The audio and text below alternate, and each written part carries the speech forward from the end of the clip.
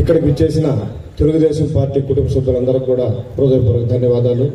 అలాగే ఇప్పుడు ఈ ఆత్మీయ సమావేశానికి విచ్చేసిన మన వేమిరెడ్డి ప్రశాంత్ రెడ్డి గారిని, అలాగే ప్రభాకర్ రెడ్డి గారిని, అదేవిధంగా ఇప్పటి వరకు మనందరిని కూడా కంటికి రెప్పలా కాపాడుకుంటూ వచ్చిన మన పోలవరెడ్డి శ్రీనివాసరెడ్డి గారు కావచ్చు, అదేవిధంగా పోలవరెడ్డి దినేష్ రెడ్డి గారికి కూడా ప్రత్యేక ధన్యవాదాలు తెలియజేసుకుంటూ, అదేవిధంగా ఈరోజు ప్రతి కార్యకర్తలో ఒక చిన్న ఆవేదన ఉంది.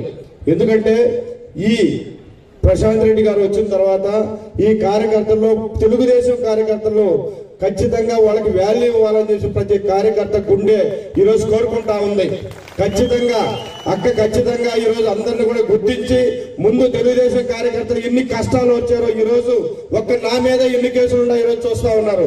అదేవిధంగా ప్రతిరోజు ఈ 5 సంవత్సరాల్లో ఎంతో కష్టపడ్డాం మేమందరం కూడా.